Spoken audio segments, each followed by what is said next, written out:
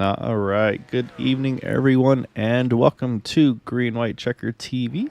Tonight we have the Area 51 Sunday SuperTruck Series here tonight at Daytona International Speedway for 75 scheduled laps. Of course, as always, there are the potential for 3 green-white checkers in this race, as well as 1 fast repair available for all drivers in case something could and should happen. Kind of gives everybody a mulligan, if you will, to get back into the thick of things. So we're getting in towards the second half of the season. After tonight, there are 2 regular season races before we kick off our 4-race playoff. Right now, we have Gabe Butler with a 12-point lead over Jacob Lee. Bud Steele in third, 15 out. Kevin Freeze in fourth, 17 out. And then a pretty good gap, actually, 36 points tied for fifth between Ryan Decker, Eric Laurie. Then you got Jim Brooks, Austin Call, Jack Wells, and Charles Johnson right now are the top 10 in the points. I believe the plan is to take the top 16 in the points after race number 16, after race number 8 for the final 12 races, and that'll basically everybody will reset to 0, and that'll get you back going. So it's kind of a 8-race season followed by that 4-race season, kind of a mini NASCAR season, if you will, with the old chase style, where it used to be the 26 races followed by the 10 races, where we do the 8 followed by the 4. So right now, drivers putting down their qualifying laps to try to see where they will kick off this evening.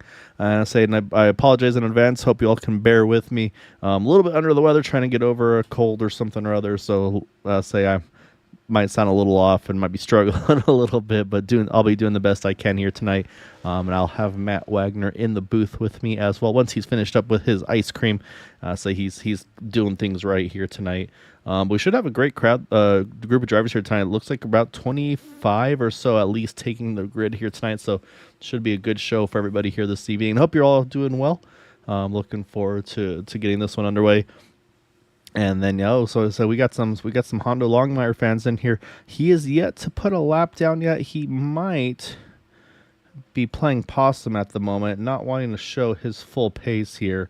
So we'll see. He might be just trying to make sure he starts in the back to give everybody else a chance in this race. We'll have to keep an eye on that 43 truck.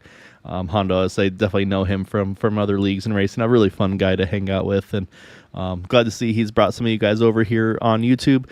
So thank you for checking in. And if you're ever interested in racing with him, I'll say always welcome at area51iracing.com is the website. We always welcome to have new members and try to get familiar with the league. And should be a lot of fun here tonight. By the way, that ice cream's excellent, by the way. Rocky Road. Ah, there you go. I just got a little message from Hondo. He's doing a little strategy. Little fuel strategy. He's a sneaky feller. And that's going to be, I think that's part of the story for tonight. I was hearing around 20-ish laps or so on fuel tonight, so I think it should force a 3-stop race per our usual. I don't know if there will be any force of anybody having to maybe make a 4th pit stop if they're too aggressive on fuel. We always try to set up these servers to basically make it so there's no like off the bat fuel strategies where it's like, okay, everybody's going to go 3 stops, everybody's going to go 2 stops, whatever it may be. That way there's no question marks about it. Of course, if caution flies in the middle of a fuel cycle and it makes it a little bit strategy of a race, that's just part of racing. You never know on that kind of stuff. So we'll have to keep an eye and see if that comes into play or not here tonight. And I'll keep an eye because I feel like my overlay might be starting to act up again, which I've had happen lately to me. But it looks like qualifying has just completed here. Speaking of Honda Longmire, there is that number 43 truck starting to get gridded up here. But we'll pull up our starting grid if it allows.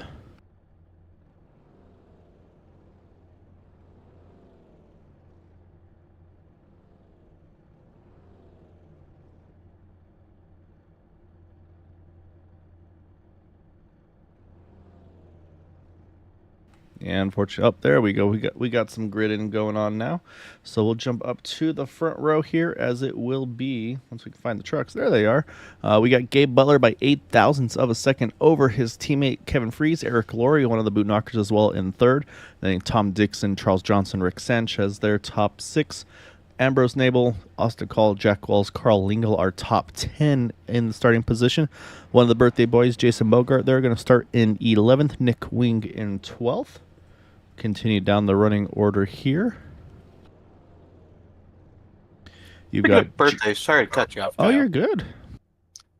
Happy birthday to your dad there, buddy. Yeah, we got two birthday boys here tonight saying he's in this next list of drivers here. You got Jeremy Osborne, 13th, Michael Menchaca in 14th, Kenneth Gallman, Bud Steele, Frank Ranger Jr., Patrick Groover, Seth Groover there, 18th and 19th, always two to watch.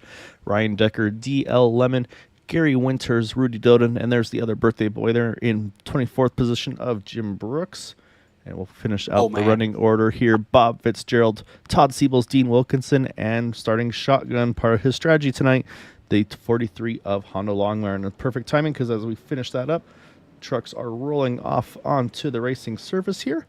And they'll get that one pace lap here before we get going green here tonight, Matt. So again, we've got about 28 trucks here, so a great count tonight for drivers.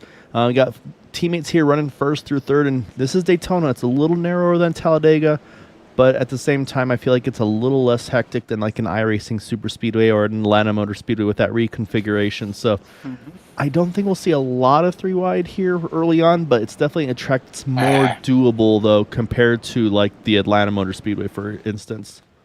Yeah, just try the bumpy Daytona. That's a mixed bag. Try and run their three wide, but yeah, like you said, Daytona is a little bit more narrow. Yeah, you'll see more three wide action, probably more toward the end of the race, or maybe the beginning of the race for people jockeying for a position, just trying to get up to the front early. But we'll see. Yeah, exactly right. And how to request to refresh trading paint. So you'll see some trucks flicker white for a split second. Now I hopefully get the Groover's paint schemes come up correctly. And yeah, unfortunately, it sounds like some sickness going through the Decker household as well. So yeah, hopefully, Ryan, you and your family all get better soon. And yeah, it's no fun, but so tis the season. The weather's starting to change a little bit, and that's usually when these things kind of try to show their face. I know the feeling, brother. I had it last week. All right, so up front, like I said, though, we've got three of the boot knockers there together. Tom Jinks, Charles Johnson, and then Rick Sanchez, the first three rows. I'll be curious to see what they're able to do if they try to make any strategy calls together, or if they're just going to try to do what they do best and just kind of see how things lie. So we'll have to wait and see. Another happy birthday wish to Mr. Jason Bogart, and that 10 truck will definitely spot him a little later on. But pace truck is off. They're in the restart zone. Green flag is out. Again, we're refreshing the paint scheme, so don't mind the quick flash white of the trucks. And as we're underway here, 75 laps are scheduled distance here at Daytona International Speedway.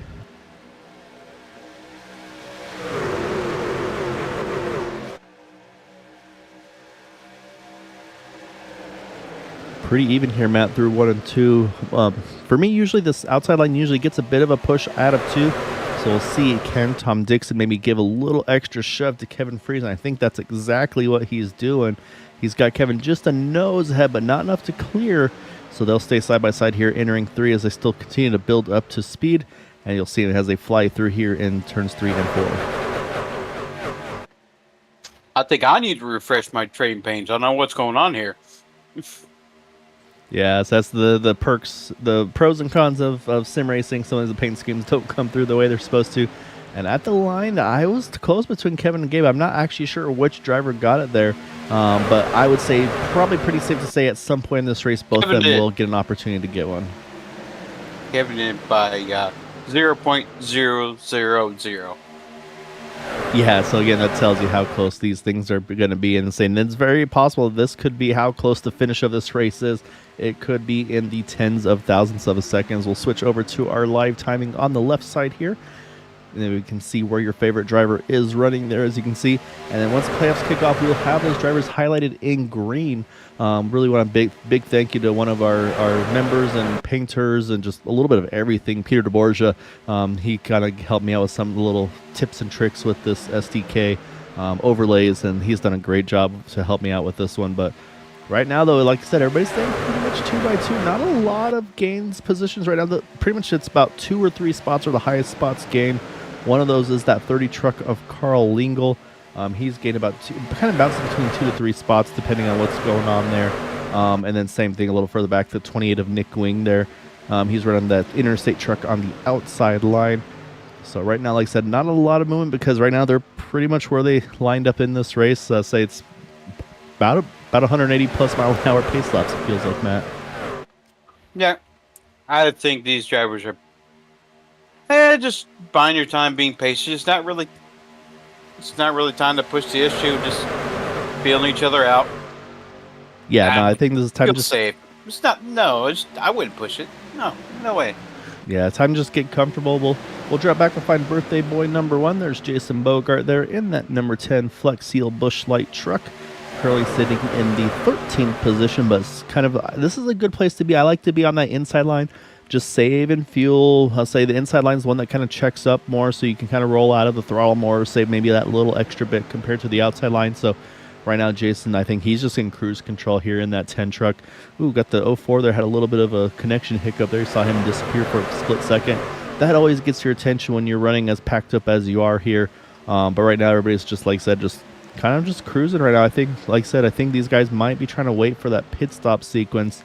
That might be when they want to see if they can try and break this field up a little bit. But right now up front, though, Kevin and Gabe, they've just kind of kept a solid control of this race, and nobody's really wanted to push the third line yet. And I'll say yet because it's going to happen at some point. It's just the question of who's going to want to do it and when. The two that I would kind of point to first would be the Groover brothers, but they're not sure if they're in the same lane or not. Actually, yeah, they are. There's 54 there. Patrick, there's Seth in 32 with the monster truck and the McDonald's all-day breakfast trucks. Hey, just chilling. So they got the M theme going on there. If you see, you got the Monster M on the hood of the 54, the McDonald's M on the hood of that 32. So I think that's the maybe the play on the paint schemes. Maybe we'll have a chance to have a chat with them and see if that's the case or not. Also, I was noticing Hondo starting to creep up just a little bit. Didn't want to stay all the way in the back. He's moved up a couple spots to see that iconic fuel man on the hood of that truck. Good looking paint scheme there. And then Todd Siebels and Dean Wilkinson. This is what they do. They cruise. They don't push the issue. They wait until it's time, and then it's crazy the way they make it work. But more often than not, they wind up in that main pack going for the win at the end of these things. And a really good looking paint scheme there for Dean Wilkinson. That Shearwine 55. He's got the chrome door numbers as well. So really good looking scheme there out of that 55.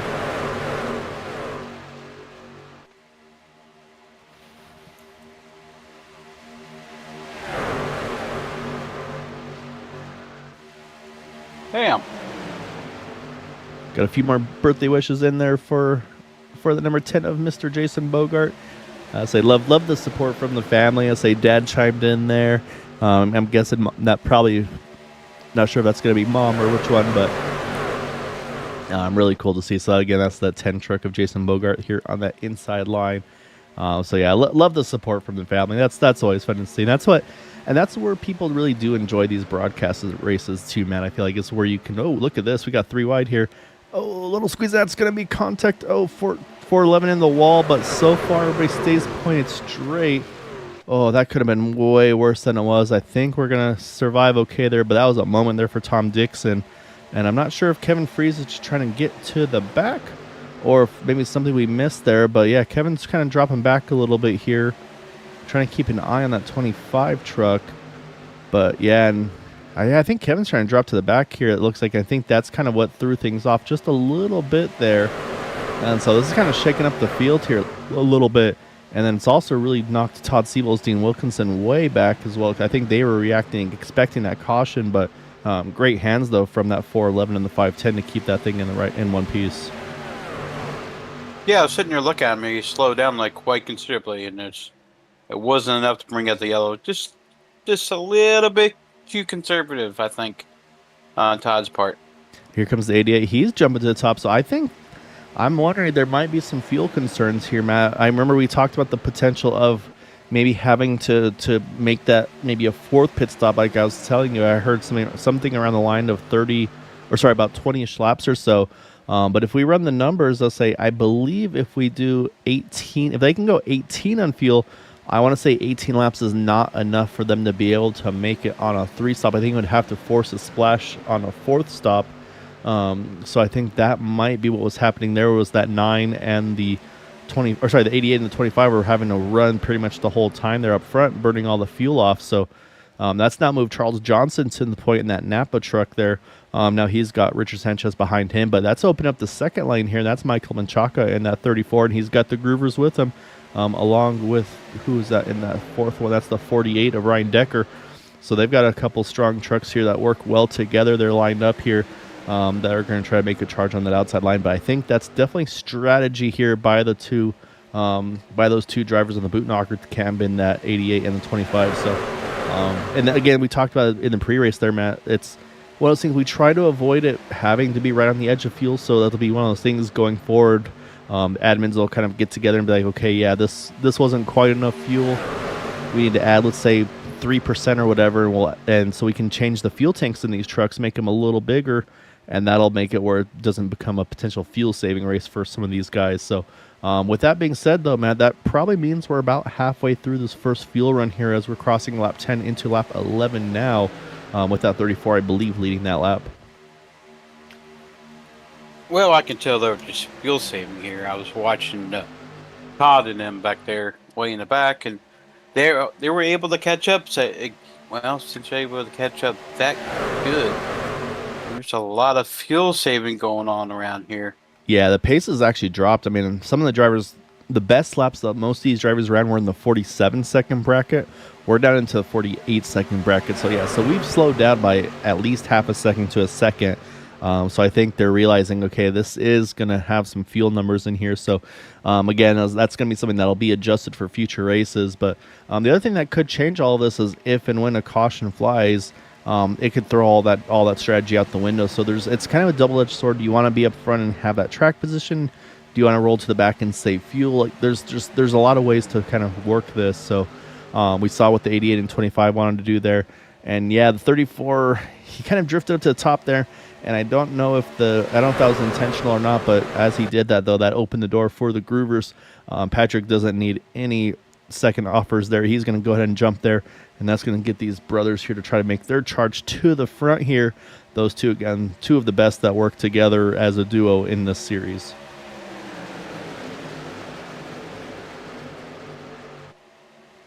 And so with all that happening, though, Matt, that really did shake up. We talked about the 180-mile pace laps because everybody was kind of within a few spots of each other. Now it's really jumbled up here. You've got Patrick Groover. He's gained about 16 spots along with Seth. Ryan Decker, same thing, about 16 spots.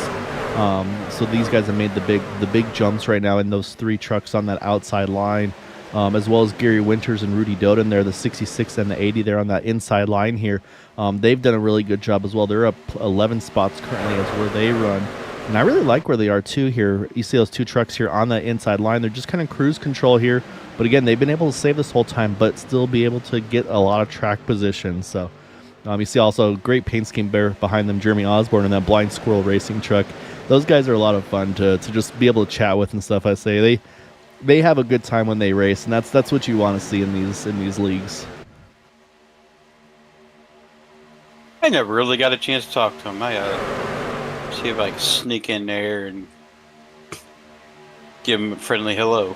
Yeah, no, they're a great group of guys. I've been able to chat with them here and there, and yeah, it seems like their goal is just to have a good time and enjoy each other's company while racing. That's, like I said, and that's kind of what I like to see when I race too. It's the same thing. I just like of course you get competitive from time to time, but you just want to have fun, and that's kind of what I like to do. Is it becomes a way to just a different way to hang out with people that you might not normally get to be able to hang out with, because you think about how just all over the United States and other places throughout the just other continents, and like it really spreads people out. I know we got a handful of people in Canada in this group as well, and I mean we've had some times where we've had some international stuff, especially with the IR18 with the Dollar. I mean we had a guy that was racing at about 2-3 in the morning, I think it was his time with us in the IR18 league. Yeah, I miss him so much.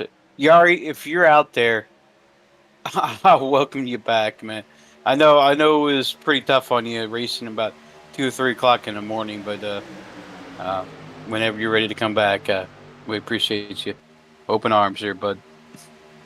Yeah, that's what makes it fun. Is it opens up a lot of things, and sim racing in general does that too. It's a really cool thing. But right now, though, like I said, everybody's kind of gotten their partners with where they're at right now. Like I said, I think we're about probably 5 or so laps away from green flag pit stops. As in, I think you're There seeing was some a stuff, some little bit of excitement. contact between the 56 and the 411 there. It looks like I probably looked like DL was trying to get to the bottom, and as you know, green flag pit stops are coming up pretty shortly.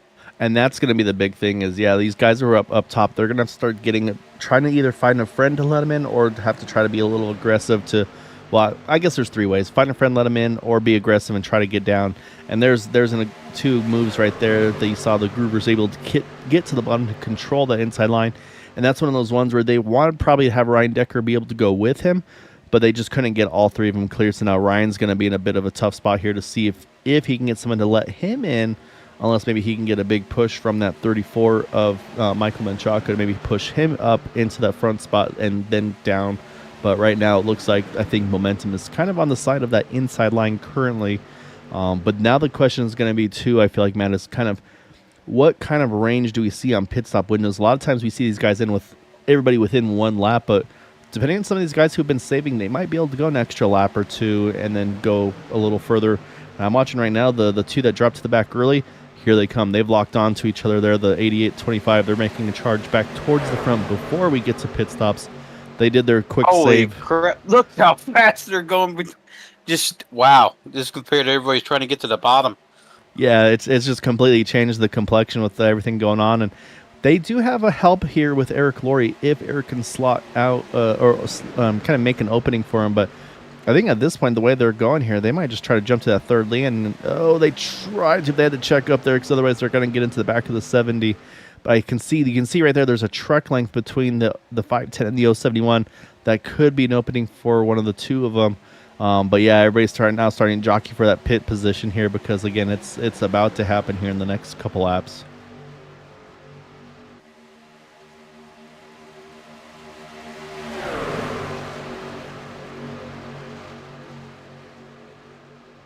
And the next question is, do you want to take 2 tires, 4 tires, maybe fuel only? So I'll have to see if anybody ducks off this time. Looks like nope, no takers yet. For a moment, it looked like 32 was going to, but I think he was probably checking some of his gauges. Oh, you saw right there, the 34 tried to follow the 48 through, but he was not cleared the 54. That got Ryan Decker now cleared. That was actually what we talked about earlier. That's exactly what Ryan was hoping for, as he's been working with these groovers so far all race long. So now he's been able to, and you see right there, I saw the opening between the 071 Eric Laurie.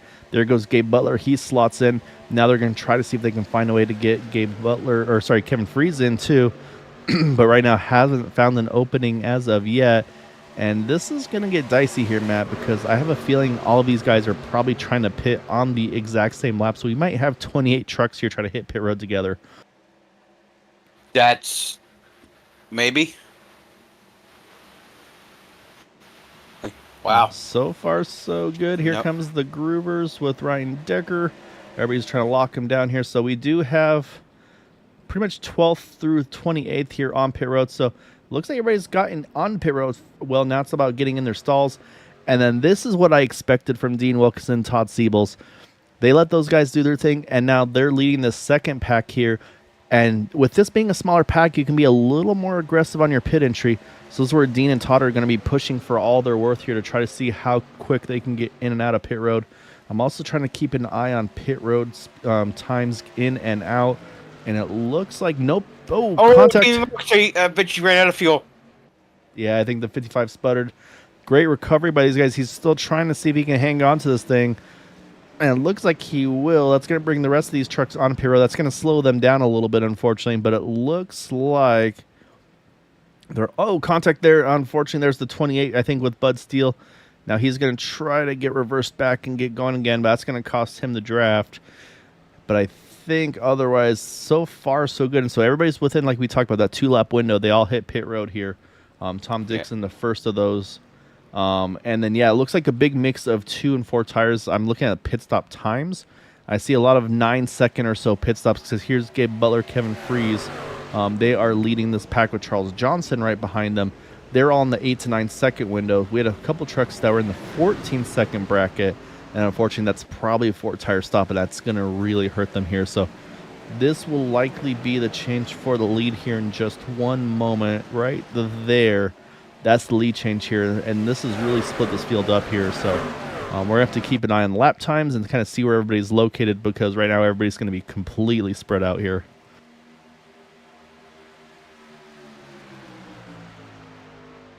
So we'll jump on the back of that number 88 truck of Gabe Butler. Look out the back. So you get a good view of him as he's getting pushed by Kevin Freeze right behind. Like we mentioned, Charles Johnson, Rick Sanchez, and Ryan Decker. They're all in this mix.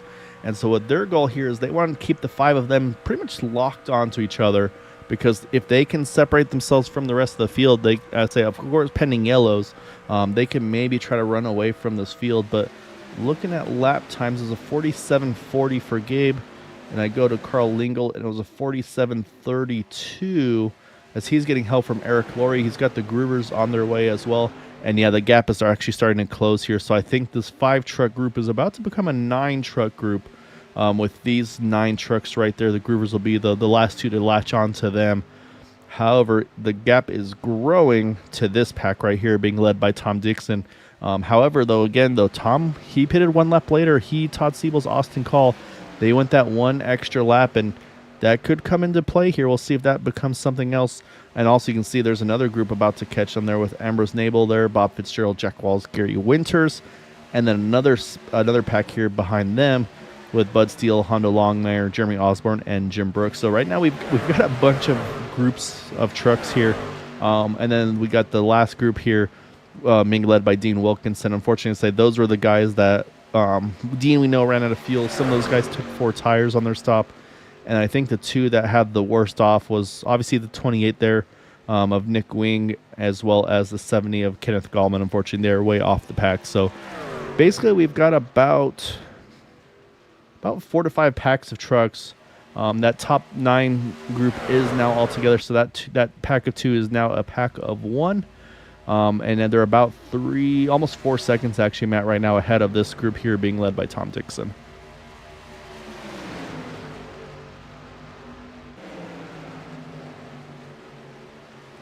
Good evening, Mrs. Guerrero. Caution's out. We get the caution. Yep, I think the 54 may have been involved. Oh, 54. I say, as soon as I was peeking over, I saw a chat from Mom and one of her boys involved in the incident. Not sure if both or just the one. We'll look for Seth. Oh, Seth as well. You can see the front clip of that truck's just kind of flapping around. So this, though, Matt, I think is a great opportunity for those that weren't involved in the incident, because I think this is going to change the fuel mileage of this race, where now it'll be a 2-stopper without any concerns. So I think this is good for that. Unfortunately, of course, not good for the incident itself for some of those drivers. So let's go back. We're gonna focus on the Groovers and see. Oh, actually, look just ahead of them, the 48 and the 30. So actually, looks like it was Ryan Decker there and Carl Lingle, I believe, were the 2 involved. And it doesn't look like it was anything malicious. I think it was just a bump. Oh, yeah, we'll take a better look at this one. Let's get a better angle. You got hit in the left rear. Yeah, I wonder if Carl's actually trying to slot in here between the 48 and the 071. So we'll take a look here one more time. So they're heading into turn number 1. And again, this is probably the last thing that any of these guys want, because like I said, they had a nice little gap on the rest of the field. And as they head in, just a little bit of contact there between the 30 and the 48. And try to hang on to it. And then unfortunately, though, Ryan you can see he's got the full lock onto it, but just nothing he can do. Eric Laurie just sneaks by. Unfortunately, both of the Groover brothers get caught up in that one, though. And that's where the incident occurred. That's what brought out our yellow here. So unfortunate, but again, it's still early. And as we mentioned, there is 1 fast repair available for all these drivers. So they can maybe try to see if they could just use it now.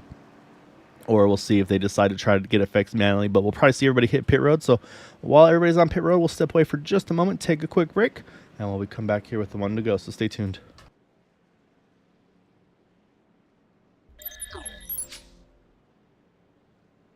40 Racewear, makers of the ultimate sim racing shoes and custom apparel designed for sim racing by sim racers. 40 racing shoes are engineered to connect racers to the pedals in a way no other racing shoe can, all the while giving you the comfort needed to complete those double and triple stints. Visit 40racewear.com and check out the latest sim racing products that let you connect to your sim.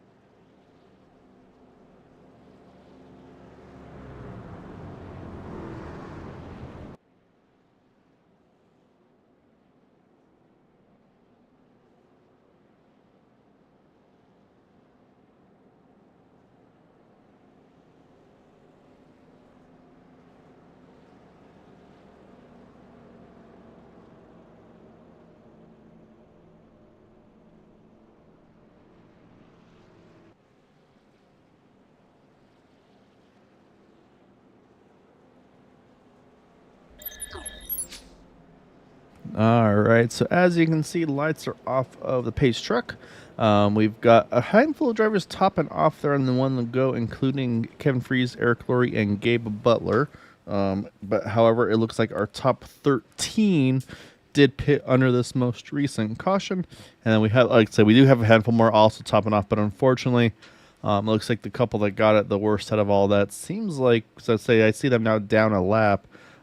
Include these two trucks right here. The 54 here of Patrick Gruber, I think, is currently sitting one down, as well as the 04 of Ambrose Nabel. So not 100% sure. I say we sounds like there may have been some pit penalties there. We'll have to keep an eye on that. So we might see some trucks duck back onto pit road on the restart, or after the restart, I should say. So we'll keep an eye on that. But yeah, so what this should do, though, I feel like, Matt, is I feel like this now takes the fuel mileage out of question. I think from here it should be a two-stop race to the end. So again, if let's say we go, 20-ish laps will get them to what, lap 47, followed by lap 67 out of a 75-lap race. So even if it goes a little shorter than that, they should still be easily good to the window here on two stops. So I think, like I said, it's unfortunate for a couple of those trucks involved, but I think it should now assist the issues, though, on the fuel mileage side of a race. So I think now these guys can pretty much just open it up and just go full send here. Yeah, I was trying to soak things in a little bit. You see a couple trucks. We got some stack ups here, as I think some drivers trying to serve their penalty right off the bat. You see the 411 of Tom Dixon, and yeah, that's going to stack things up further in the field here. That's going to jumble up this running order, unfortunately. I also see Todd Siebel's Eric Laurie doing the same. Oh, Eric Laurie actually got spun around here in this whole process. Not sure if that may have been in relation to pits, or maybe he just got caught up in the stack up there. But unfortunately, no, that's going to cost the 071, obviously, the draft. But yeah, right now the 411 and the 45 are on pit road. And then right now we have still two trucks, one lap down, the 54 and the 04. Right now, the 54 is the furthest up of those. So we'll have to try to keep an eye on how things go. But right now, it's these trucks up front here, controlling the field here. The 9 Charles Johnson, a 30 of Carl Lingle. And then up top, you got Rick Sanchez there with help from Jeremy Osborne.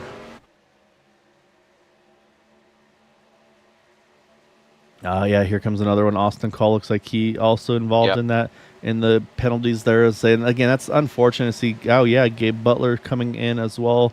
We got Bob Fitzgerald as well as, who's that? Ambrose Nabel. So that's a tough one. You really don't like to see that many trucks get caught up in whatever it was. I was saying it's one of those things. It's a fine line the admins try to kind of bounce between to keep it within control and not kind of clear too many penalties if they're valid or not. Just because otherwise it opens up a can of worms. But so we'll, like I said, I'm sure things will get looked after and try to get squared away a little bit further as the races go on. But we're back underway here, and Matt's, for some reason, I don't know why, because he's qualified up front, he's running up front. I haven't really talked about Jack Walls at all tonight in that Pennzoil 83 truck. He's right now sitting in 5th, and he started in the 9th spot, but I feel like he's just had a really solid, quiet night so far tonight. And you haven't talked about Frank Ranger Jr. either. You're right. No, haven't talked about that 17 truck right behind him as well. Frank's did a good job. He's moved up 11 spots up into that 6th position. So, and then that's what's kind of neat right now is with, I'd say, the unfortunate side for some of those drivers getting caught up with the penalties. It's also a great opportunity, though, for some of these drivers to gain some track position and kind of talk about some new drivers that we haven't talked about. We mentioned the 30 and the 41 here a little bit, but also the 70, Kenneth Gallman. Haven't really talked about him tonight. He's now running up in 5th as well. In the 70 truck, I think he's the National Guard truck here up on the outside lane. He is right now right behind that 510 Rick Sanchez. And then also, yeah, like I said, Frank Ranger Jr. haven't had a chance to really talk to him or talk about him that much. One of our birthday boys in the 51, Jim Brooks, he's kind of had a quiet night. He's now peeking in there as well as Bud Steele. So yeah, so we have some new players in the front half of this field right now with everything that's gone on. Wow. But what this has really done, though, is it's put a bunch of trucks a lap down. The 54 right now is the first of those. There they go. Watch it, buddy.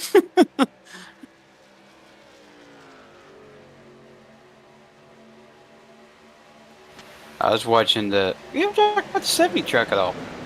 That's what I just mentioned. Oh, I'm sorry. I apologize for that. Oh, here, good. So right now, though, basically, Matt, we have the top 19 all together here in this main pack. Like I said, it does include, I believe, the 32 of Seth Gruber. No, I'm sorry, Patrick Gruber. I apologize. 32 is Seth Gruber.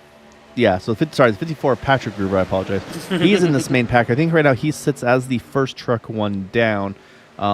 Seth Gruber's actually with some of the boot knockers here working together, trying to stay on the tail end of the lead lap right now. So right now they are entering turn number 1 as leaders come out of 4. Jason Bogart, Dean Wilkinson, they're the last 2 trucks here in this main pack. Oh, we got an incident. Oh, we got a crash right in the front stretch. Yep, number of trucks involved here, including one of the Lucky Dog candidates there. Oh, no yellow? Oh, yeah, so far no yellow because it went off the racing surface, and so far we stay green. But we'll go back and we'll check what happened here, though.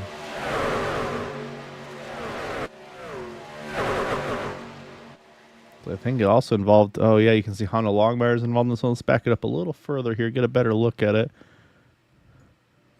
I think it starts right around the 66 here of Gary Winters, as he's got the 48 to his outside there of Ryan Decker. It looks like Ryan gets to the outside, and I think they kind of went for the same real estate here. And then you can see almost has it gathered up here. Then there's the second contact right there. And unfortunately, it involves Bud Steele's in that one. You see Kevin Freeze just sneaks on by the 80 and the 10 also. But you see all these trucks involved, though, the 66, the 6, the 48, 28, 54, 43. Unfortunate for all these trucks, pretty much throws them into pit road here. And then from that point, you pretty much just have to either try to get back on track or get rolling again. So we'll jump back live here, though, as right now Charles Johnson continues to lead. But that's kind of dropped the front pack down now to 14 cars, or I guess I should say trucks at this point. And that's drivers like Bud Steele. He's kind of just off on his own right now, waiting for people to kind of catch back up to him as everybody's trying to try to reorganize. So this is kind of got a little bit hectic here tonight. And yeah, unfortunately, I'll say for the boys, I'll say the bad luck has struck once more here, Mom. But I mean, we'll see. Hopefully they can stick it out. I say there's still a long ways to go. Bud Steele has actually just hit pit road now. But yeah, so I'll say this is kind of all come apart a little bit for some of these guys, it feels like. Yeah, the whole field is pretty much spread out right now. I said this is where things, unfortunately, where mistakes can happen. As right there, you just saw it there for just a split second. The 34 and the 83 made a little contact trying to sneak by the 48 there. It gets tight quarter, especially when you're so close to each other and at such different rates of speed. So it's a really close call there, but it looks like everybody's going to get through okay. And I believe this is going to now move Ryan Decker as the first truck 1 lap down. But we have a number of trucks now, pretty much 21st on back, or at least 1 down, including Nick Wing, Bob Fitzgerald, Todd Siebels, and Austin Call. And I believe Tom Dixon, Austin Nabel are 2 or more down. It looks like Patrick in the 54 has unfortunately retired from tonight's event. Seth still is going. But I see here comes Bud Steele coming out of pit road. Or I should say merging with the field. Oh, he's getting a nice assist there from Kevin Freeze. That was a really nice move by Kevin to kind of give him a little bit of a bump and get him kind of merged back up there. Because actually, that's going to be the Lucky Dog battle right now, Matt, is going to be between that 6 and the 48. And also, actually, Gary Winters on and off of pit road here as well. He's now down a lap. So I'll say, I don't think that's a scheduled stop here. I think right now, just everything's kind of, like I said, just kind of coming off a little bit. But what hasn't changed is up front here, the 30 and the 9. They've worked really well together here. And Charles has just been kind of controlling while we've been watching all this craziness go on around the field here. Charles has just been kind of just controlling this race so far. Yeah, I think in the end, I think Richard Sanchez has something to say about it. The guy is due for a win. He's my teammate on Monday nights. He's been up front every single week, and hopefully it'll pay off for him here. Yeah, I mean, it's just one of those things. You just got to keep putting yourself in position. At some point, it will the luck will work your way as well. But we still got plenty of time to go in this one. I mean, I think we just crossed the halfway point in this one. And I believe we still got 2 pit stops at the end. So, I mean, there's a lot that can happen between now and the finish. And I'm still looking at lap times right now. It looks like the leaders are still the quickest vehicles on track. Gabe, Eric, and Seth are doing all they can together here. But right now they're running in the 49.30s compared to the 48.12s up front. So they just don't have the pace, unfortunately, that the leaders do, just due to the sheer numbers, basically. But look at this, though. You got those 2 trucks that are going for the Lucky Dog. They might try to get their lap back the old-fashioned way here. I'm watching that 48 and the 6 we're pushing here. 3 wide. Yeah, look at this. So much more speed than the front 2 cars because they're not really actually pushing each other. It's just the 48 and the 6. Oh, he left the 48 out to dry. He's going to stay up there 3 wide by himself. Yeah, unfortunately, though, I don't think Bud had a choice there. I think his options were either to clear or they were both going to lose because I think the momentum was just starting to shift back to the middle and inside lines there. So I think Bud, unfortunately, did what he had to do. But, as I say that, though, that was some movement. That was really close. I think this is okay, though, for Ryan Decker, because with all this that's happened, while Ryan is still on the lap down now, he is now the first truck 1 lap down, but Steele's actually on the tail end of the lead lap. So it's almost a 2-for-1, if you will, where the 6 would get back the old-fashioned way and the 48 would get waved on by. So if you're Ryan Decker, I don't think you worry too much now about charging back up. I think you did your job. You pushed one of those guys to the lead lap. Now you just got to hope that he can stay there, and of course you then now of course have to hope for a yellow and not be in the yellow. So we'll have to keep an eye and see. And right now, like I said, it's all spread out right now. I mean, you've got these top 14 lead lap trucks all together. You go back to Honda Longmire. He's kind of off on his own right here. He's a lead lap truck, and all these trucks around him are at least a lap or more down. So right now he's just kind of in the thick of this pack here. Then you go another 8 seconds back to Eric Laurie. We talked about him, Gabe Butler, and then the 32 of Seth Groover. They're all still on the tail end lead lap.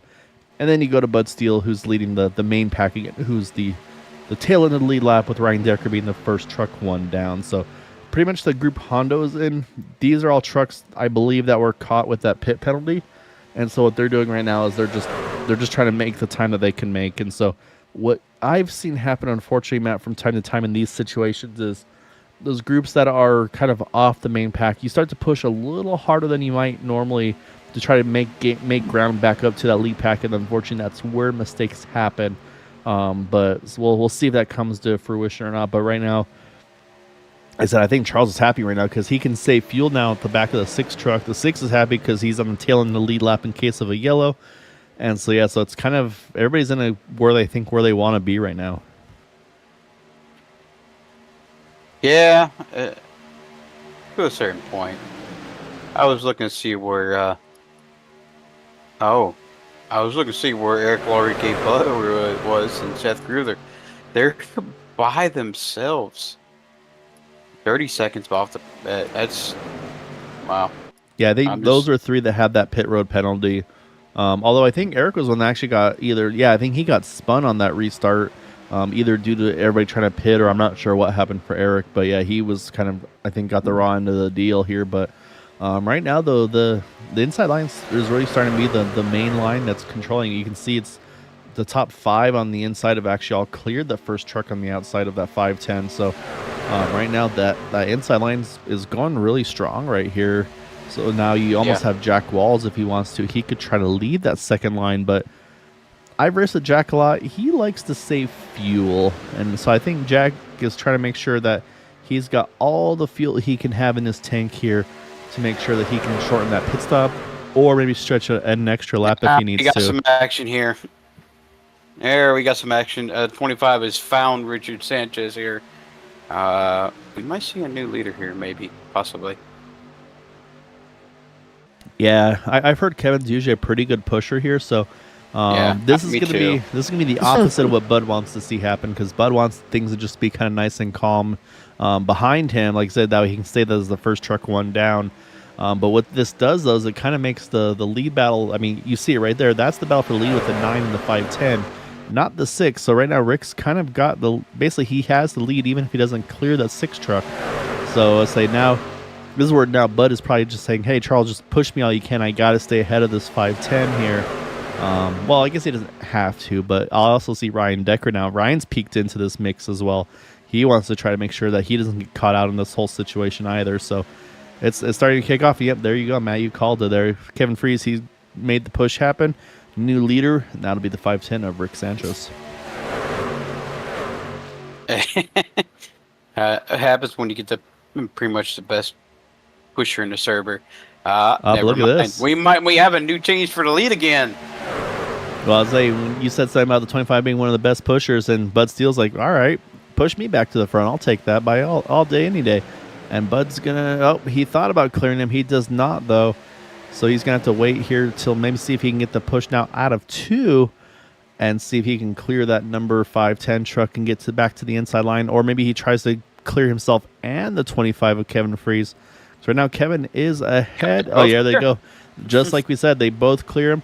Get to the bottom. That is a great move by those two. And Bud stayed committed to his pusher. That worked out really well.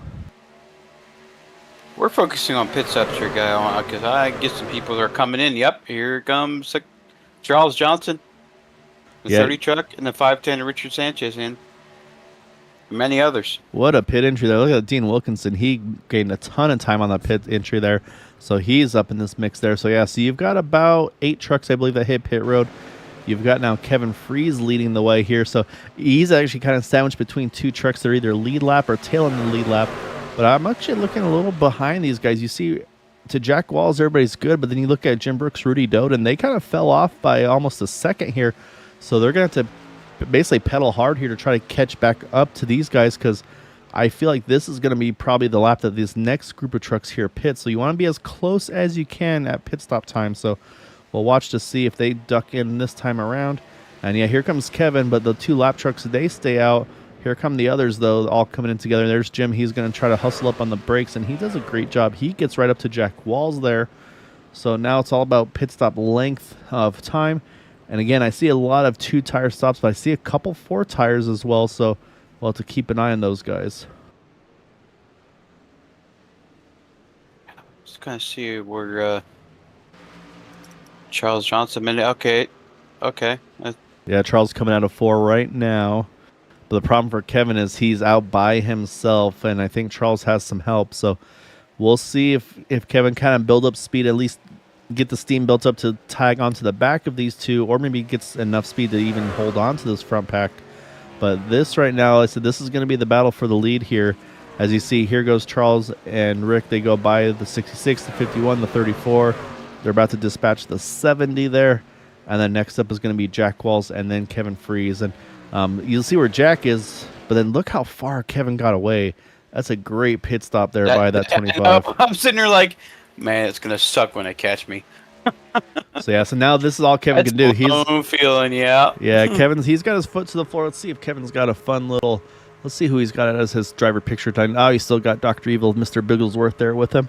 So basically, Mr. Evil, or Dr. Evil, I should say, with Mr. Bigglesworth. He's just waiting now to see when those 2 catch him and how many are going to catch him, because it looks like right now, it looks like it's about 4 trucks. It looks like it'll be Charles, Rick, Carl, and Dean.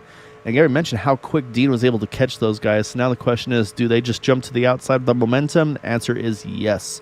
They're going to swing right around the outside of Kevin Freeze. Kevin's going to keep the bottom line because he wants to try to keep all the speed he can. And actually gets a nice little bump there from Dean Wilkinson, who picks him up. And now Jack Walls is just hoping he can kind of tie a rope onto these guys and turn that 5-truck lead into a 6-truck pack. But I think the ticker's starting to go the wrong way for Jack Walls. And that's really tough for Jack, because you see how far up behind those guys he is. He's got 6 seconds back to these guys here who are... Oh, man, Jack. So, yeah, he just didn't make it, unfortunately. Just was not quite quick enough to make that pack. So Jack's going to probably wind up falling back to this group here, being led right now by Michael Menchaca. Rough. And so on the strategy side of things, we have actually a few trucks that have not made their next pit stop. Ryan Decker is one. He is yet to pit here. He and Bud Steele, I think, they're just trying to go far if they can right now. They pitted at lap 33 and 34, and so they've yet to pit here. They got Jason Bogart right there behind them. So I think they're just trying to run as far as they can, hoping for a yellow that will put them back on the lead lap here, and then they would pit. But so far we've stayed green here, and yeah, unfortunately Jack's starting to click the wrong way from those guys. So unfortunately Jack's just kind of a lone man right now in that 83 Pennzoil truck.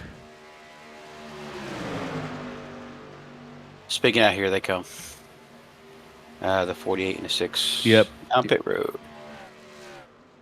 In a pit road together, which is good though. I mean, I think you got to work together here, try to limit the damage as much as you can, and we'll see where they merge out as well. I'll be curious to see if they can still come in and out right with the lead packers again. That's where they pit. That's when the leaders came in, they stayed out further. So we'll see if maybe if they gained or lost time over that cycle. So that'll be fun to see as well, the 40 and 6, to see how their in and out laps compare to what these leaders have been doing right now, because they've got a nice little 5 truck pack here, and they're pretty well organized at the moment.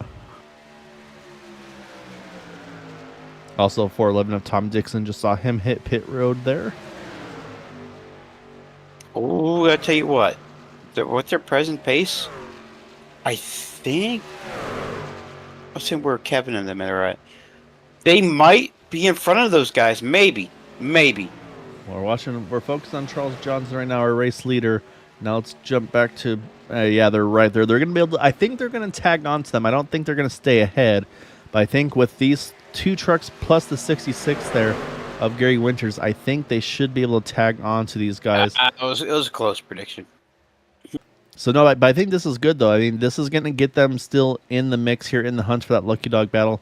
So now they just have to decide, yeah, how aggressive. You see Gary there. He wants to be in that draft too. So they got to make sure they don't fight each other here, because that's just going to slow all 3 of them down, and it's kind of starting what's about to happen here.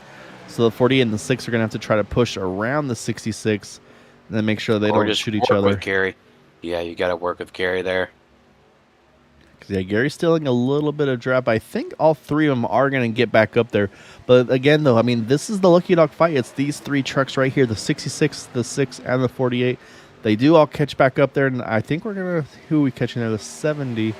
Trying to see where he is in timing and scoring. Oh, it looks like Kenneth's actually in multiple laps down here, so unfortunately he isn't part of this lucky dog battle, but he's going to try to tag onto this pack as well here. But so now it's going to be all about who tries to be the one to be the first truck one down, because like I said, right now it's that 66 truck here of Gary Winters. He's the lucky dog truck as they run, but of course, like I said, I think some of these guys are going to want to try to get around him. And then mention, unfortunately, that 83 of Jack Walls, those trucks that were behind finally just got to him here. So now he's going to fall a few spots back. Jim Brooks now going to lead this pack here in 6th spot. But again, though, still one more pit stop to go in this one. So still plenty of time for some stuff to happen. Just got to wait and see how it all shakes out.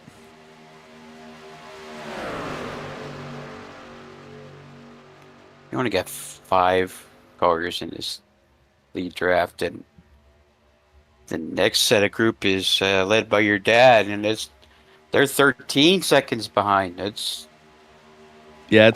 all spread out. Like I said, that's unfortunate. Just when you have those incidents that don't bring out the cautions, it really kind of splits the field up in packs, and that's kind of what we got right here. And say Caitlin chiming in on YouTube and blaming the 48 there. Mrs. Decker blaming Mr. Decker changing the paint scheme, because if I recall correctly, it's like he was rocking the Etsy paint scheme for her shop there, and it's like he's got Ghost Energy on board now tonight. So yeah, so say maybe some bad juju from going away from the Etsy store. So we'll see. So maybe he'll make some adjustments over the course of this next week or so, though, Caitlin. But glad to have you here watching. I'll say right now he is the 2nd truck running a lap down, but he's going to try to push. He's going to try to do what they did earlier here, Matt. He's going to try to push Bud Steele to the lead and see if maybe he can at least put one of them on the tail in the lead lap here. But I don't know. Rick's pushing pretty hard here in that 510 truck. I don't think Rick wants to let those guys get there. No. If I was Richard, I wouldn't do it either. Man. Feels no concern for these guys. They can make it on one more stop here. And that's the next part too, Matt, is that window's going to be opening in probably about 3 to 4 laps. But Ryan's doing a good job. He is pushing that number 6 truck here. they've gotten alongside the 510 of Rick Sanchez. So, I mean, they've got to make some gambles, and I think this is definitely a move that is the right move to make here. It's the correct move. I mean, you got to do whatever you got to do to at least get your lap back here. And man, it's going to be tough. You never know when that yellow is going to come out. Yeah, no, exactly. You don't know if and when, and so yeah, right. Like you said, though, right now. So these are the top 5 of the leaders, include a few trucks that are 1 down here. So I'm gonna stay focused on them for a moment because I say I'm looking at lap times too, and they're not. Yeah, they are the fastest trucks on track here by about a half a second. But then we'll drop back here to Jeremy Osborne. He is now leading that second pack, and he's getting help from the 17 truck of Frank Ranger. Rudy Doden's right there as well, and then you got Jason Bogart there on the outside. So I say these guys I think they're just trying to settle it amongst themselves right now. But you can see the separation between these guys. Actually, Gary Winters just hitting pit road here, so that's a little surprising. It is a scheduled stop here, so he's short pitting. That's close between the 30 and the 48 there. So I think he pitted once he was in his window. He's trying something different. My only concern is if he's going to have any drafting help in that 66 truck, if he can merge out in a group of trucks here. So we'll keep an eye on that. But basically, though, we have the top 5 in this main pack. We've got 6th through 13th in that second pack. And then Gabe Butler, Seth Groover, Eric Laurie are in that third pack. And it looks like Hondo Longmire actually may have just fallen off the back of those guys. Oh, no, I'm sorry. No, he is with that pack as well, actually. Now I see it. It's a pretty big pack here. Yeah, it's with Gabe and them, and I think Hondo Civic. I think I'll let Gabe and company pushed away because I think that's a good know what they're trio. doing. Yeah, Gabe, Seth, and Eric is a great trio to be the pushers right now for sure. And so now my only concern for the 48 truck here is not to be make sure you don't get that truck too hot pushing that 6 truck, because it's very easy to overheat your truck staying locked on the bumper. And I'll say that 48 and the 6, again, close call between Bud Steelair and Carl Engel. But yeah, these guys are starting to squeeze each other a little bit here. I think that kind of it's all starting to ramp up a little bit. They know they're running out of time to have a chance at this thing. So I think the aggression's starting to ramp up. The pushes are being a little bit more aggressive. They're starting to squeeze each other a little bit more, try to slow that momentum down. Oh, there was a little bit of contact there between the 6th and the 30. He's getting a little bit desperate there. I kind of don't blame Bud there. If they had a third truck right behind the 48, things would be a little bit more different. Yeah, but I think the guys that are on the lead lap, they can't take that risk because they don't want to have to go one extra lap. I think these guys are all planning on coming in together with Charles, Rick, Carl, Kevin, and Dean. So I think once the first one of them blinks, I think they're all going to come in, and they don't want to go that extra lap because it would be a slower lap because you won't have as many trucks. So I think that's why, like, we saw how good of a pusher Kevin was earlier. I think just he can't risk it because he knows if he makes the wrong move, he's just going to get swallowed up by those guys and kind of lose all that track position that he has for a chance to win it. So I think this is, unfortunately, it's not what Bud and Ryan want, but I think it's the right call though for these guys to try to win this race here in another 16 laps.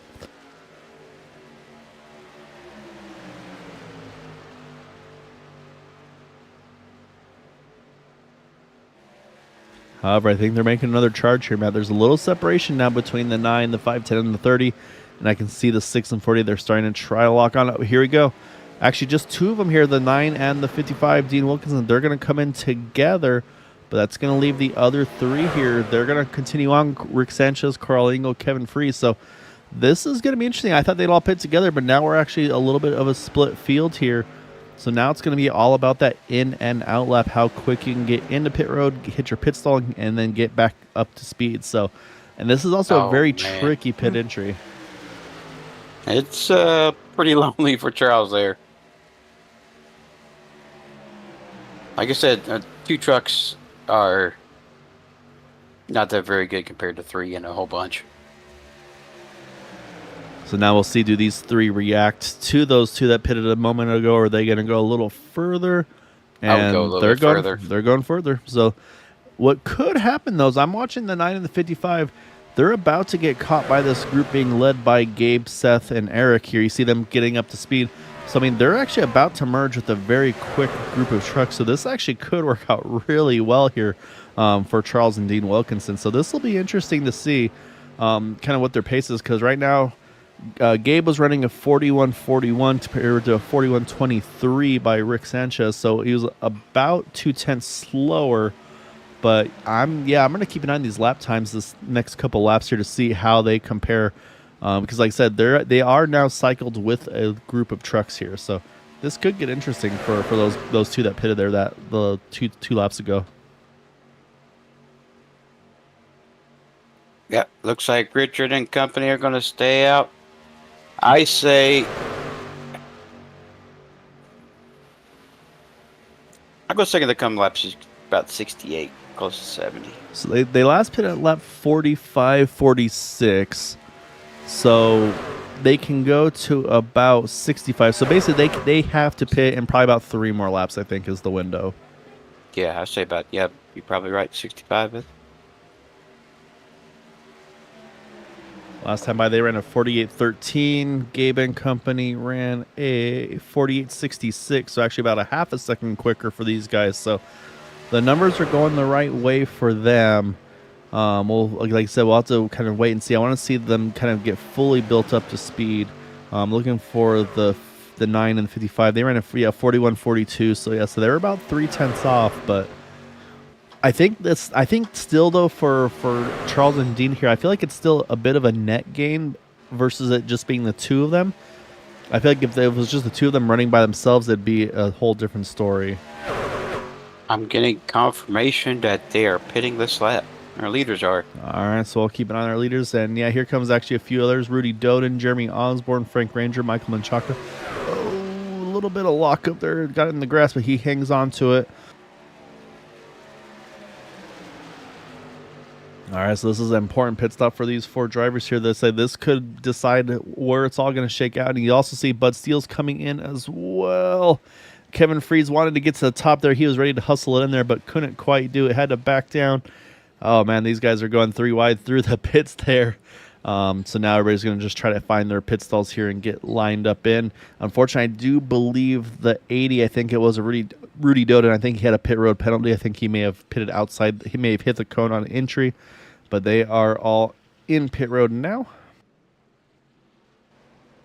There goes Bud Steele. There goes the 30. Here comes the 25.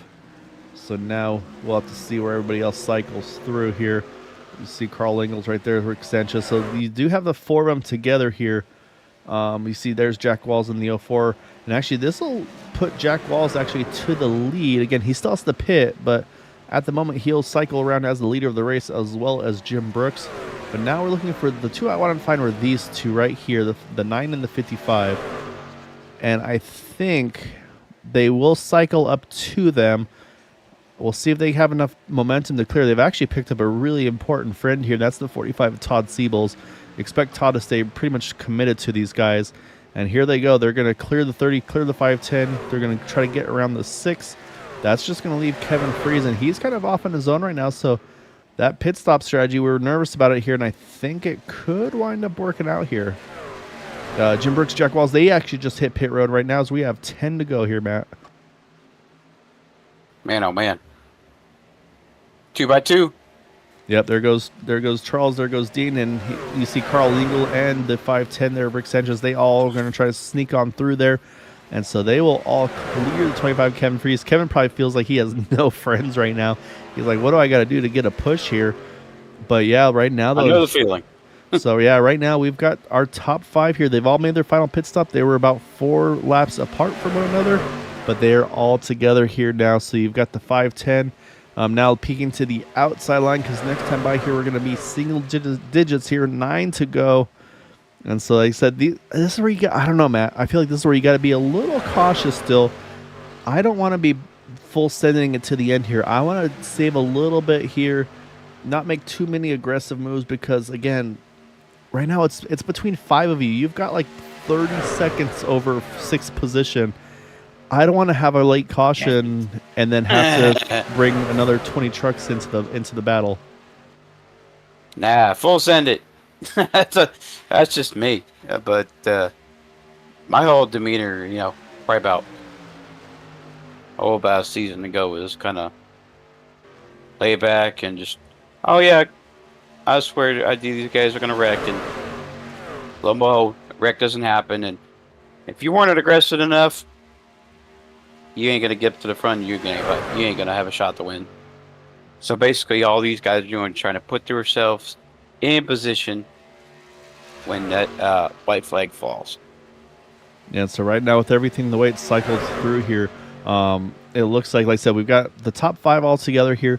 We got to jump back about 35 seconds to get to this next group of trucks that are for position. Right now, it's Jeremy Osborne leading that group here. He's got Michael Menchaca there, Jack Walls, Seth Gruber. They're all running here together. So this is the pack that I'd get worried about, because this is where these guys are going to start to get aggressive and greedy and say, hey, well, I want to be the best of the rest. So they'll start making those big moves to try to get to him, because they know they can't catch the leaders, so they'll try to get every bit they can. And this is a big pack here. This goes from 6th all the way back to 13th position here, to that 17 truck of Frank Ranger Jr. So this is, I think, where some of the action could definitely happen. I do need to mention, unfortunately, it looks like the 51 truck had a pit road penalty, as he had a 46-second pit stop, as well as the 80 truck of Rudy Doden. So, yeah, so probably either speeding on entry or maybe an unsafe entry. So, unfortunately for those two, that definitely got them out of the running here at this point. And then also, of course, to mention here, you see the 5 while we were checking that second pack, Kevin Freeze was able to push that 510 Rick Sanchez to the front now, so he's in front of Charles Johnson. But as soon as I say that, Charles said, nope, I want that push from that 25 truck. And right now it seems like Kevin's a very popular truck to try to get the push from. If you can jump in front of him, it seems to be definitely the way to go here. Oh, well, you're do some shout-outs here. Shout out to Carl Engel. Yeah, that's what a great run for him. But sitting there in the 5th spot, and no one would ever think would I have we got Carl a couple Engel trucks on my down top on 5. the apron there, man. I don't know if you saw the 34 and the 41. Jeremy Osborne as well as Michael Menchaca. So they had something happen. They were in that second pack we were just talking about. So they had some contact. No caution, though. They stayed off the racing surface and stayed pointed in the right direction. Here comes the leaders going around Hondo Longmire and Jason Bogart. Again, you can see the respect given, though. They moved to that third lane, let those leaders on by. I'll say they do need to be a little aggressive here now, though, because this is actually a lucky dog battle here. Because right now I believe it's Bud Steele here, but Hondo and Jason both have the potential to be in it. So they want to try to see if they can get back ahead of that 6 truck, as we've got 5 to go here.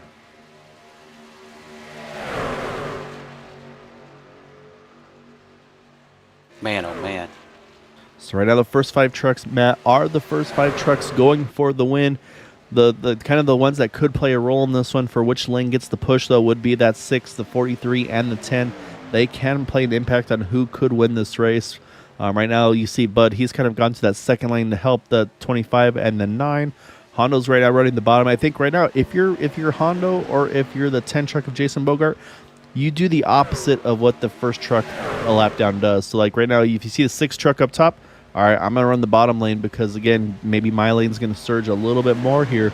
But we'll see. We've still got 4 more together coming up on the 04 truck here. That is Ambrose Nabel. He has not had the night he was looking for tonight, sitting in 27th. But, again, just moves out of the way. Really appreciate the respect that these guys give one another. That's what you love to see in these races.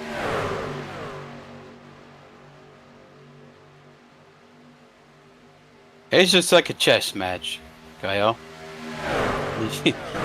No one to make the right move. Right now, I really think that as watching these pushes, it looks like Dean may be holding back just a little bit. Well, and that's the thing is you got to make sure you keep a little bit of temperature still in the, especially if you're the pusher truck, you got to make sure you're keeping a little bit of water temp, a little bit of oil temp to work with, and that would be the key thing. So we'll have to kind of keep an eye on that one. I got we just talked about our multi-talented driver, painter, SDK master, Peter DeBorgia, Mixmaster PJ there, as asking if Joe made the start. Was trying to get him, but was having computer issues. But the question is, Joe who? How's my paint coming, Peter? We got another Hondo Longmire fan there with Goon 6 chiming in. I really appreciate you guys chatting with us. To say it's really cool to see all the activity here tonight. Like I said, I'm a little under the weather, but I'm doing the best I can. We're down to 2 to go here. At the line there, Charles Johnson just by a nose. But we'll see. Like I said, I feel like the 55, like you mentioned, Matt, he might be just trying to save a little bit of a push here to the very end, keep that temperature in check. So you can see the gap there between the two of them. At some point, he's going to probably have to put the bumper to the 510 and then push as much as he can. You see the 04, he's going to join the outside line too. And there it goes. There's the Joe Mama joke we were waiting for from Peter Dvorak. Too easy, Too huh? easy. He's also a comedian on the side, if you guys didn't know. But now we're getting down to it. So now this is where we got to get to it, Matt. So as I say, the contact. Oh, no! This could bring out the yellow. Yellow. Caution is out before they get to the white flag. They went for the moves. Charles Johnson, I believe. No, actually, looks like the 510 might have the lead, and that's exactly what I just said, Matt. You don't want to bring the whole field back into the race. So you've got about 5 unhappy drivers, and then you've got about from Seth Groover, Eric Laurie, Gabe Butler, Jack Walls, D.L. Lemon, Frank Ranger Jr. They are saying, yes, we're back in this race. And now the question is the lucky dog. Let's see who was involved in this wreck. Because I don't know if Bud was involved, or if he got a piece of it or not, because it could wind up taking him out of the running too. Let's rewind this one more time, get a better look at it here. Let's see if we can get a good shot of this. There we go. So we're going to focus around the 55 and the 25. And actually, yeah, you see Dean got a little bit low. Oh, Carl just gets into the right rear. That gets him into Kevin Freeze. And, I don't know if Bud Steele, he may have got through this. If he did, it was by inches. He doesn't have a mark on his car. So, but the thing is, the way iRacing works is if you have the slightest amount of contact, even if it's a 0x, it will take your free pass position away. But that's a heartbreaker for the 25 and the 55. It's going to bring a ton of guys back into it. So we'll watch. I see the 6. I don't think anybody's going to pit. Not, at least not up front. The ones who are damaged, yes. But I see the 6 here. He's kind of leaned up top here. I think that does mean he is going to get the wave around here and get back in the lead lap. So I think somehow, I don't know how, but somehow Bud Steele is able to get by. And yet there he goes. He is going to get his lap back. And like I said, it was close. An inch any other way, and that's going to go to the 50, or sorry, that's going to go to the 43 Honda Longmire, but unfortunately for Honda, not going to get that position. So we'll step away real quick as we have a caution. We'll come back here on the 1 to go. So stay tuned. Green White Checkered attempt number 1 coming up. 40 Racewear, makers of the ultimate sim racing shoes and custom apparel designed for sim racing by sim racers. 40 racing shoes are engineered to connect racers to the pedals in a way no other racing shoe can, all the while giving you the comfort needed to complete those double and triple stints. Visit 40racewear.com and check out the latest sim racing products that let you connect to your sim.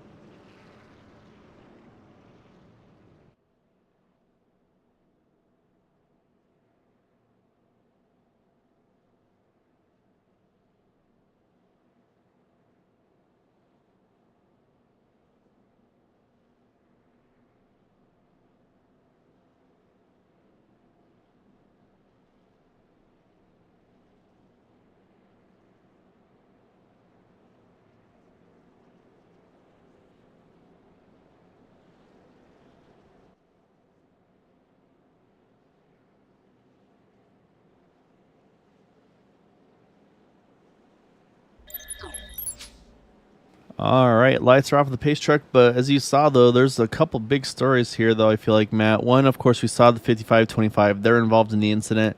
They hit pit road there, but the concern I have is right here is the 9 of Charles Johnson did not pit the first time by, did pit the second time by, and usually once you pit when the pits are closed, that winds up being a penalty. So I don't know if what's going to happen there, but that could be, unfortunately, a heartbreaker here for Charles Johnson, who was up front so much tonight. But man, look, all the front row are the only two trucks that were in this lead pack now. But now look at row 2. You've got the boot knockers, Eric Laurie, Gabe Butler. You got Jack Wallace back in here, DL Lemon, Frank Ranger.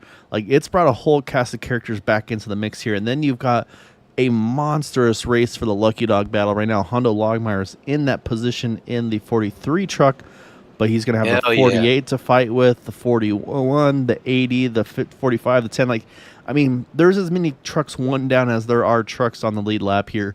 And so, for those who aren't familiar with Green White Checkers, we have 3 attempts here. This is attempt number 1. If they get to the white flag at that point, they race to the finish line. And within reason, of course, the first truck there wins. Admin discretion, and of course, no pass below the yellow, things like that.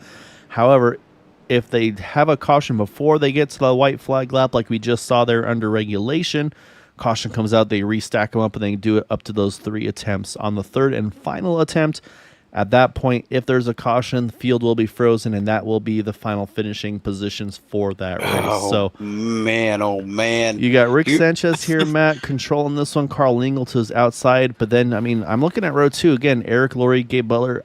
I like Carl. I like where Carl is here. I mean, he's got a great pusher. Here we go, though. Rick Sanchez is going to get through the gears. Who has the field to make at least the 1, maybe 2, or even all 3 Green White Checkers? We had a bunch of trucks pit under that yellow. But, man, a great start by that 510. Oh, man. If you're the 510, what do you do? Yeah, I feel like you might be a sitting duck right now if you're that 510 because... Here comes the 88. They're going to have a big load of momentum. The 510 throws a block on the 30. But look at that, brings Eric Laurie in the mix. Now Eric's got to push him. Jack Walls 3 wide here. Butler. Wow. We're 3x3, about 4 rows deep here. Eric Laurie is a nose ahead, entering 3. Gabe Butler there in the outside. Rick Sanchez in the middle, being pushed by that 30. And we'll see again. They got to get to that white flag first, as they are all wobbly here at a 4. What a superb job by the 30 truck. All right, so they get to the white side at this point. Yep, there he goes. Oh, contact. Oh, Rick's around. Oh, the whole field involved here. There's one truck that comes through there, and oh my goodness, look, this is mayhem. Now it's basically who can get through get a gear going and get going. Right now, Seth Gruber showing in second. Guess who got through? Guess who got through? Oh, no, I already saw who got through. I say Gabe's just going to cruise here to victory because he's got 11 seconds in the grid. Right now, this is our second place truck right now is Carl Lingle. He grabbed the gear. He's going again. It looks like right now DL Lemon is currently sitting in 3rd, trying to get back up to speed as well. Dean Wilkinson there sitting 4th. And then here comes some of the other trucks involved as well. But up front, though, here he comes out of 4 here, somehow unscathed, untouched. The man, the myth, the legend, Gabe Butler, going to get the win here at Daytona. We'll go back. We'll look at that incident here. What a crazy ending there. Here comes out of 4. Carl Lingle will indeed still grab 2nd spot here out of all of that craziness. And then it looks like it's going to be DL Lemon here going to round out our podium here in that 56 truck. Yep, indeed he will. So DL Lemon going to grab our 3rd and final podium spot with there's 510 and the 55 rounding out our top 5 here tonight at Daytona.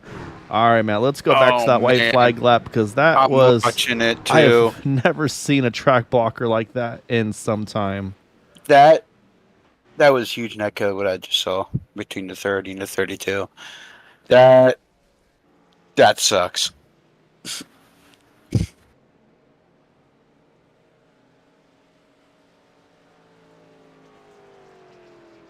Oh, at least on my end. So we'll first pull up here. We'll watch the live celebration from our number 88 here of Gabe Butler. I think actually what he's going to do is he's going to go that extra lap to make sure that he doesn't get any incident points because I think he might be running an incident-free race here, which also will give him a few bonus points. But I'm trying to find our white flag lap here to show what exactly happened.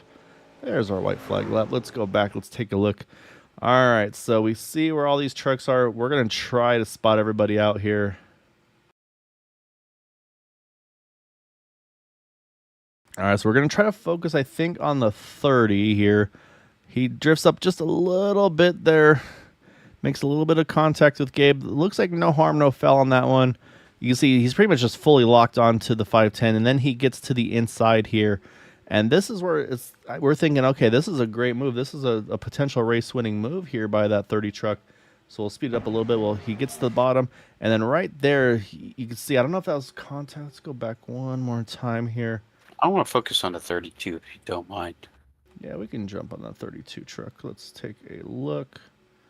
Where is that old groover at? Gotta find him on my timing. There he is. Gotta find a better angle here because we can't see anything. There's a good angle. All right, so you see the 30, see the 32. As they come, it's a little bit of net code, but I feel like the 30 was kind of still drifting up a little bit. I mean, it's everybody going for it at the end, but I mean, look at this out from behind though. This is the craziest thing. You see the 510 there. He goes down to the infield. There's the 25. He comes across his teammate Eric Laurie. And then there's one truck that gets smaller and smaller and smaller. And you know what? Actually, I have a perfect view for this, Matt. Oh, Bud Steele, Jack Wells, they both go up and over. The 34, Michael Menchaca, he gets a serious airtime. 56 up on two wheels for a moment. But I think we have the view we need to do. That's going to be we're going to watch out the back bumper of this, our race winner, Gabe Butler. Watch this at speed. See ya. God. Oh, man. There goes the entire field. Third turns 1 and 2. And Gabe probably just looking in his mirror like, I can't believe this. However, we can find out. That's crazy. So we're going to try to hunt down our top 3 finishers here tonight. Again, that will be DL Lemon as well as Carl Lingle. See if either of them are here to chat with tonight. I do see Carl. I haven't found DL yet. So we are going to jump back to this number 30 truck to start off with.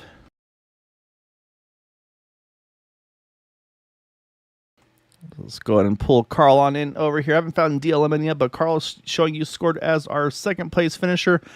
That's probably one of the craziest runner-up finishes you've had in iRacing because, I mean, from basically second on back, everybody caught up in that incident. I mean, that's a track blocker and a half. But then you're able to grab a gear, get going, and find a way to bring it home as in a runner-up position. But I got to go back to the caution before this because there's 5 of you going for the win there. Everything looks perfect, and then unfortunate contact but just before you guys get to that white flag. I mean, are you just like, is that one of those ones where it's like, oh man, we just brought a whole bunch more trucks in it for the win here? I mean, take us through the emotions of the night and then to ultimately bring you home in third. Well, actually just trying to make it through that race tonight. I mean, some stuff happens, and the one at the end was netcode if you go back and watch it. Yeah, that's what Matt and I were looking at too. But yeah, I mean, it's fun to run up front and, shitty way to get second place, but we all have our days and then we don't.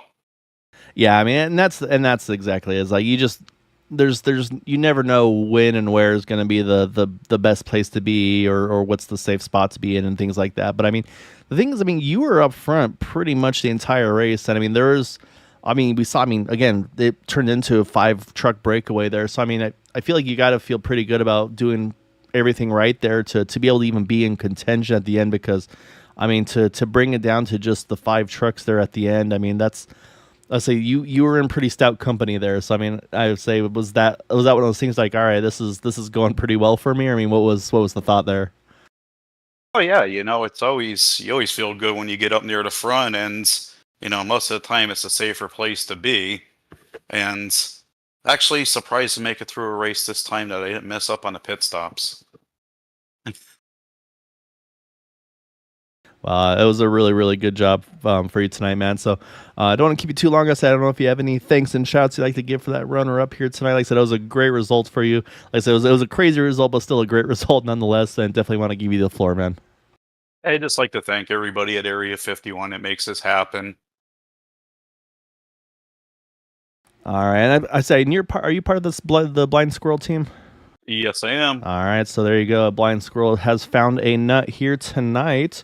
But no, great job though tonight, Carl. Like I said, I mean, I've been there myself. There's those races where you get a result that you're not the happiest about how you got the result, but again, I think a great job though. So definitely don't hang your head on this one. As I look forward to getting future interviews with you, and hopefully see you in the playoffs here in just a few more races as well, man. So great job tonight though.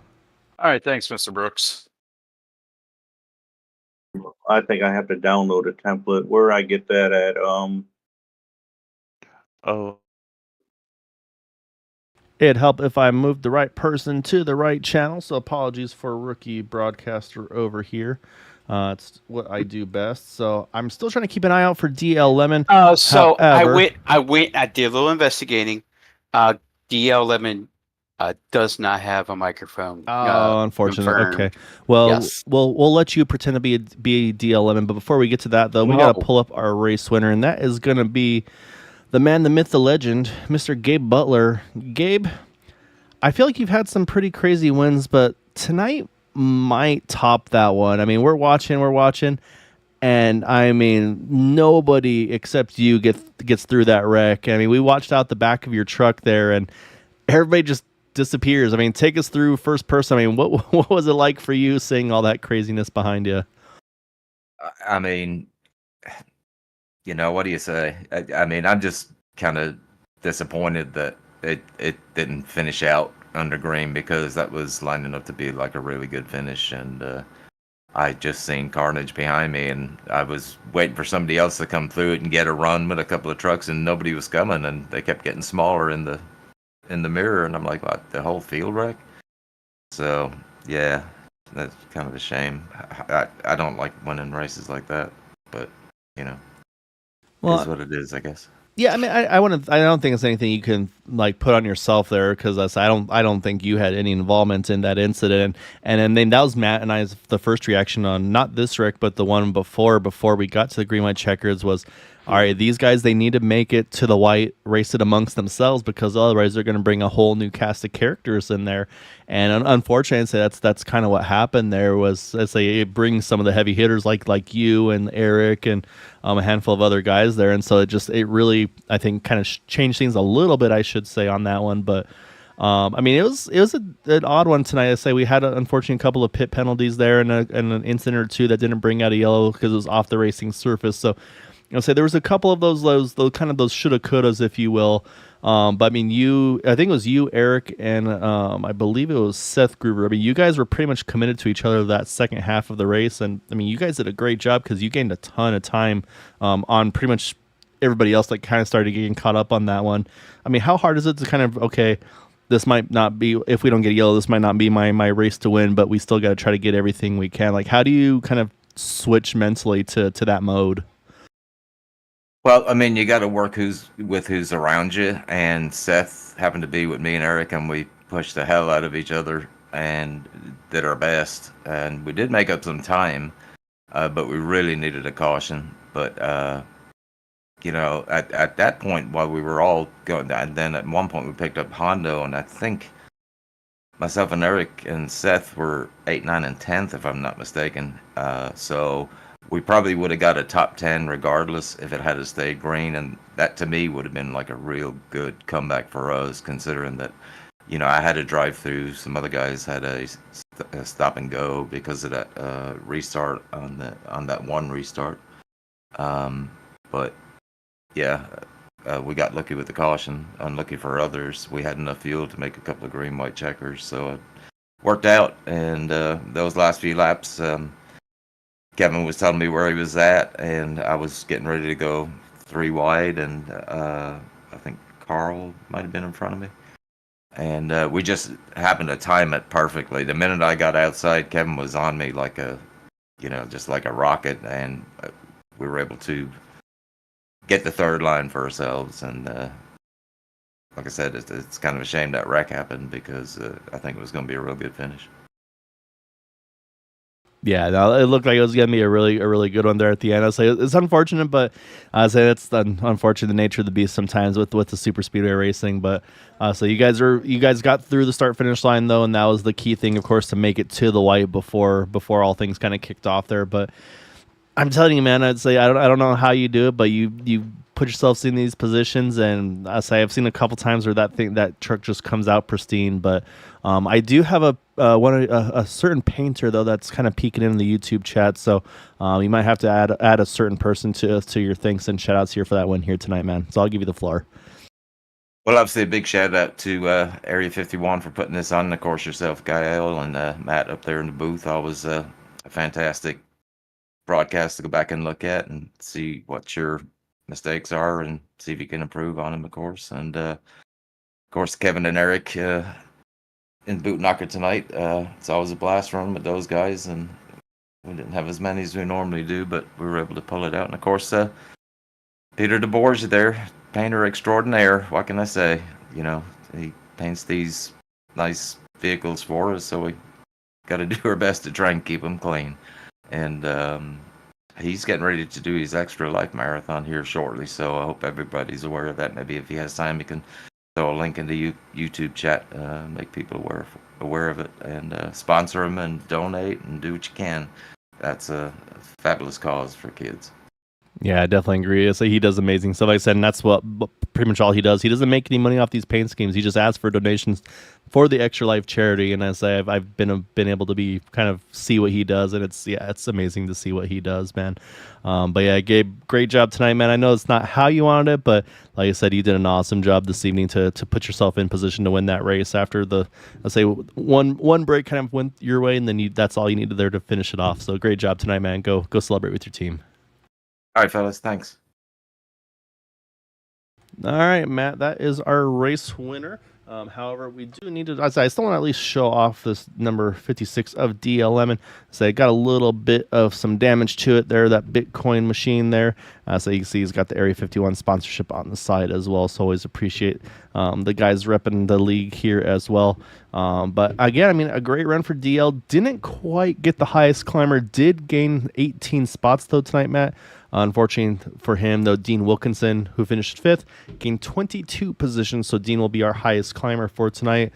But yeah, great job though in that 56 truck DL Lemon getting the podium here, getting the podium spot here tonight in third. And yeah, hopefully maybe we can get DL here a microphone here in the future, be able to have an actual chat with him. But definitely want to make sure that he is not ignored for his accomplishments here tonight this evening as well. But man, what a crazy one tonight. Yeah, that's a little bit crazier than I normally see. And wow, the ending was quite shocking. I don't think I've ever had a finish like that. It's more like you crash to the line, not before the line. But wow, I'm just shocked the way Charles came down pit road there at the end. That surprised the heck out of me. Yeah, that's a tough one too. Now that you mention it too, is Charles hitting pit. I mean, because that's a potential game changer for him as well. And say we actually got to pull up our results. Haven't done that yet. So of course, Gabe Butler getting the win somehow again. 15-second win here tonight on a green white checkered restart. Again, just shows you how kind of crazy that finale was in that last restart. Carl Lingle, DL Lemon, Rick Sanchez, Dean Wilkinson are top 5. Kevin Freeze, Frank Ranger Jr., Eric Laurie, Seth Gruber, Charles Johnson still do finish in the top 10.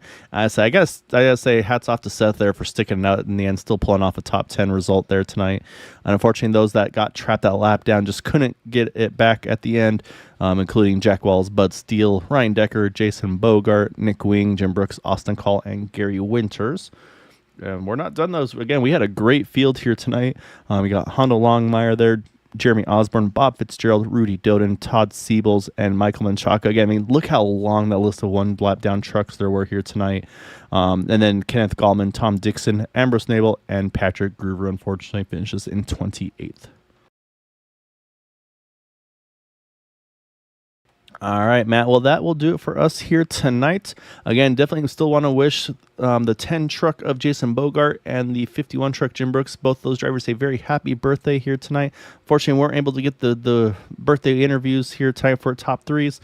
However, next week we will be at iRacing Super Speedway, so 70 laps over there, and then after that one, just one more race before the playoffs, and that'll be at Talladega before we kick off our Final Four. So it's getting to playoff time already, Matt. I don't know how it does it, but we're approaching the holidays, we're approaching the playoffs. I say we got a lot of stuff coming up in the next couple weeks here.